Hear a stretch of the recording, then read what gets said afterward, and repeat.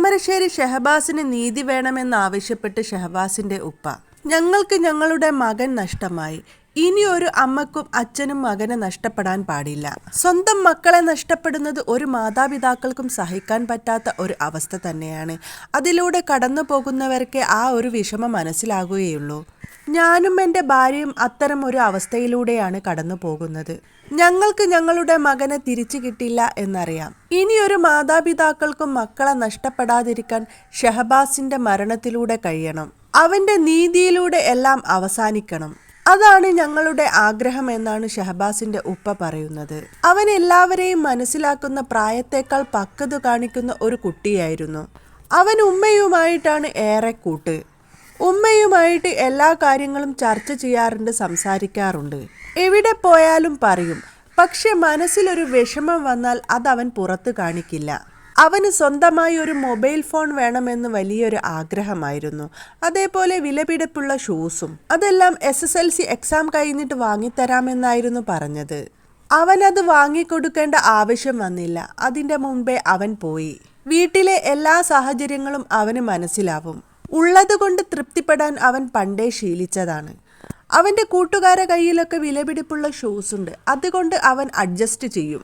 ഒരു പൈലറ്റ് ആവാനായിരുന്നു അവൻ്റെ ആഗ്രഹം. അതിന് എന്ത് ചെയ്യണമെന്നൊക്കെ ഉള്ളത് അവൻ യൂട്യൂബിലൂടെയൊക്കെ നോക്കി മനസ്സിലാക്കിയിട്ടുണ്ട്. അതിന് കുറേ പണം ആവശ്യമാകുമെന്ന് പറഞ്ഞു. അമ്മാവന്മാരോട് ആ കാര്യങ്ങളൊക്കെ സംസാരിച്ചിട്ടുണ്ട്. അമ്മാവന്മാർ അതിന് സഹായിക്കാമെന്നും ആവശ്യമായ പണം നൽകാമെന്നും ഏറ്റതാണ്. അതുകൊണ്ട് തന്നെ അവൻ നന്നായിട്ട് പഠിക്കും. ഇംഗ്ലീഷാണ് അവന് ഏറെ ഇഷ്ടപ്പെട്ട വിഷയം. പലപ്പോഴും വീട്ടിൽ നിന്നൊക്കെ ഇംഗ്ലീഷിലൊക്കെ സംസാരിക്കും. നന്നായിട്ട് പഠിച്ച് നന്നായി മാർക്ക് വാങ്ങണം. ഉമ്മാക്കും ഉപ്പാക്കും താനൊരു തണലാവണം. അതവൻ്റെ വലിയൊരു ആഗ്രഹമായിരുന്നു. അവനെ നാട്ടുകാർക്കും വീട്ടുകാർക്കുമൊക്കെ ഒരുപാട് ഇഷ്ടമായിരുന്നു. ഒരു പ്രത്യേക സ്നേഹമായിരുന്നു. ഈ ചെറുപ്രായത്തിലെ ഏത് സമയത്ത് വേണമെങ്കിലും ആർക്ക് വേണമെങ്കിലും ഏത് സഹായം ചെയ്യാനും അവൻ തയ്യാറാണ്. അവന് പരിചയം പോലും വേണ്ട. ആൾക്കാർ പറയുന്നത് കേട്ട്, ഫ്രണ്ട്സ് പറയുന്നത് കേട്ട് അവരുടെ വീട്ടിൽ ചെന്ന് ആ സഹായം ചെയ്തു കൊടുക്കുന്ന ഒരു ശീലമുണ്ടായിരുന്നു. അപ്പോഴൊക്കെ ആ വീട്ടുകാർ ചോദിക്കും, മോനെ നീ ഏതാണെന്ന്. ഞാൻ ഇന്ന ആളുടെ മകനാണെന്ന് മാത്രമേ പറയുകയുള്ളൂ. പുറത്തു നിന്നുള്ളവരോട് അനാവശ്യമായി കുറേ സംസാരിക്കാനൊന്നും അവൻ തയ്യാറായിരുന്നില്ല. വളരെ ചുരുങ്ങിയ വാക്കുകൾ മാത്രമേ സംസാരിക്കാറുള്ളൂ. എന്നാൽ ഫ്രണ്ട്സുകൾക്കിടയിൽ അങ്ങനെയല്ല. അവൻ ഇങ്ങനെ ചറപറ പറഞ്ഞുകൊണ്ടേയിരിക്കും. എപ്പോഴും കളിയും ചിരിയുമാണ്. അവൻ്റെ അനിയന്മാരോടും അവൻ അങ്ങനെ തന്നെയാണ്. അവന് നേരത്തായ അനിയൻ്റെ സ്നേഹം പറഞ്ഞറിയിക്കാൻ പറ്റില്ല. എന്നും സ്കൂളിൽ പോകുമ്പോൾ 30 രൂപയാണ് അവന് വീട്ടിൽ നിന്ന് കൊടുക്കുക. MJ സ്കൂളിലെ കൂട്ടുകാരൊക്കെ വലിയ പണക്കാരുടെ മക്കളാണ്. അവർ കൂടുതൽ പണം കൊണ്ടുവരികയും കൂടുതൽ ചിലവുകളൊക്കെ നടത്താറുണ്ട്. ഷഹബാസ് അത് വീട്ടിൽ വന്ന് പറയുകയും ചെയ്യും. എൻ്റെ കൂട്ടുകാരൊക്കെ കുറേ പണം കൊണ്ടുവരാറുണ്ട്. അവർ ഇഷ്ടമുള്ള ഭക്ഷണങ്ങളൊക്കെ കഴിക്കാറുണ്ട്. വെള്ളിയാഴ്ച ദിവസം മാത്രം 50 രൂപ ഉമ്മ കൊടുക്കും. അന്ന് പള്ളി കഴിഞ്ഞ് പുറത്തുനിന്ന് ഭക്ഷണം കഴിക്കാൻ വേണ്ടിയാണ് കൊടുക്കുന്നത്. ദിവസവും അവൻ്റെ അനിയനും ഒരു പണം കൊടുക്കുന്നുണ്ട്. ആ പണത്തിൽ നിന്ന് സ്വരൂപിച്ചു വെച്ച് അത് ഏട്ടന് കൈമാറാറാണ് പതിവ്. ഇക്കാക്ക് ഇത് എടുത്തോ എന്ന് പറഞ്ഞ് ആ കുട്ടി അത് കൊടുക്കും. സത്യത്തിൽ അവർക്കിടയിൽ അത്രക്ക് ബോണ്ടിങ് ആണ്, അത്രക്ക് സ്നേഹമാണ്. അവൻ്റെ വീട്ടിലെ കളിയും ചിരിയും ഇപ്പോൾ ഉപ്പാക്കും ഉമ്മാക്കും ഒന്നും മറക്കാൻ കഴിയുന്നില്ല. അവനെ ഇനിയും കൂടുതൽ സ്നേഹിച്ചില്ലല്ലോ എന്നാണ് ഉപ്പായ്ക്കുള്ള ടെൻഷൻ. അവൻ മരിച്ചതിന് ശേഷമാണ് നാട്ടുകാരൊക്കെ പല കാര്യങ്ങളും പറയുന്നത്. അവൻ ചെയ്തു കൊടുത്ത ഉപകാരങ്ങളെക്കുറിച്ചൊക്കെ പറയുന്നത്. അതൊക്കെ കേട്ടപ്പോൾ വലിയൊരു വേദനയാണ്. ഇവനെ കൂടുതൽ സ്നേഹിക്കാൻ പറ്റിയില്ലല്ലോ എന്ന വേദന.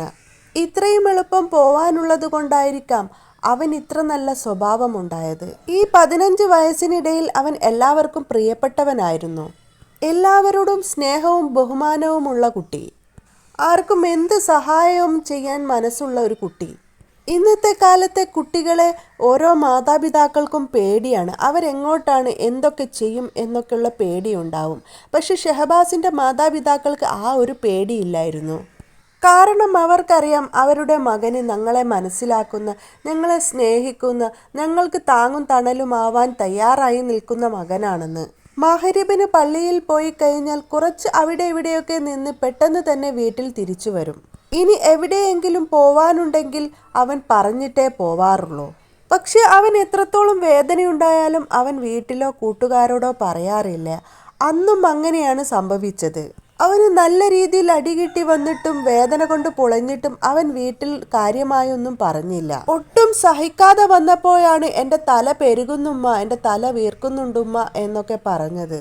എന്നിട്ടും അവനെ ദ്രോഹിച്ചവരെ കുറിച്ച് അവനൊന്നും പറഞ്ഞില്ല. അവൻ മരണപ്പെട്ടതിന് ശേഷമാണ് അവൻ വീട്ടുകാർക്ക് മാത്രമല്ല, കൂട്ടുകാർക്ക് മാത്രമല്ല, നാട്ടുകാർക്കും പ്രിയപ്പെട്ടവനായിരുന്നു എന്നറിയുന്നത്.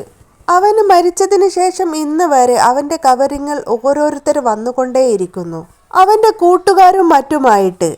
അവരെല്ലാം അവനോട് സംസാരിച്ചതിന് ശേഷം കരഞ്ഞുകൊണ്ടാണ് തിരിച്ചു പോവാറ്. അതൊക്കെ വലിയൊരു അത്ഭുതമായിട്ടാണ് അവൻ്റെ ഉമ്മക്കും പള്ളിക്കലെ ഉസ്താദിനൊക്കെ തോന്നുന്നത്. ഒരു കുട്ടി ഇത്രയും ആൾക്കാരുടെ മനസ്സിൽ അത്രത്തോളം സ്വാധീനം ചെലുത്തിയിട്ടുണ്ട്. അവനെ ഒരിക്കലറിഞ്ഞ നമ്മൾക്ക് പോലും അവനെ മറക്കാൻ പറ്റുന്നില്ല.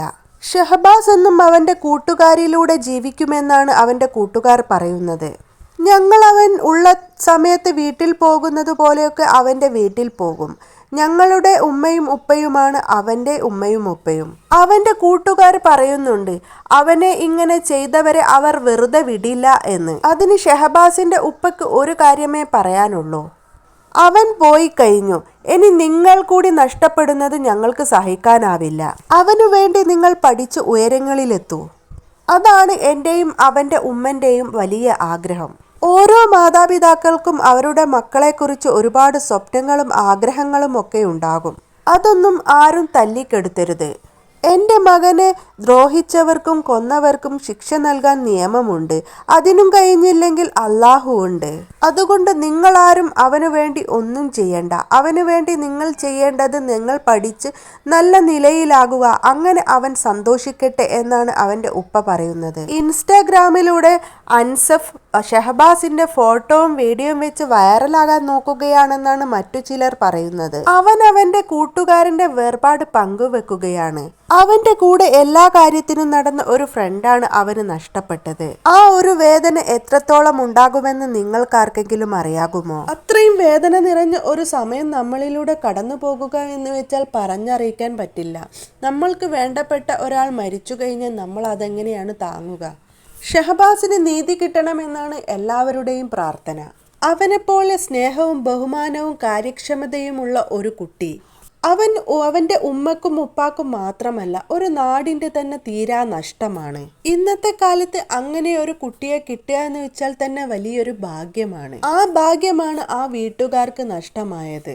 അവനെ പോലെ സ്നേഹസമ്പന്നനായ നേർവഴി കാണിക്കാൻ സന്നദ്ധ കാണിക്കുന്ന ഒരു കൂട്ടുകാരനെ കിട്ടുക എന്ന് പറഞ്ഞാൽ അതിലും വലിയ ഭാഗ്യം വേറെയൊന്നുമില്ല. ആ ഭാഗ്യമാണ് അൻസഫ് അടക്കമുള്ള കൂട്ടുകാർക്ക് നഷ്ടമായത്. ആ വേദന പറഞ്ഞറിയിക്കാൻ പറ്റാത്തതാണ്. അതിനെ ഇങ്ങനെ നെഗറ്റീവായി കണ്ട് ആ കുട്ടികളെ കൂടി തളർത്തല്ലേ. ഇത്ര മാത്രമാണ് എനിക്കിപ്പോൾ പറയാനുള്ളത്.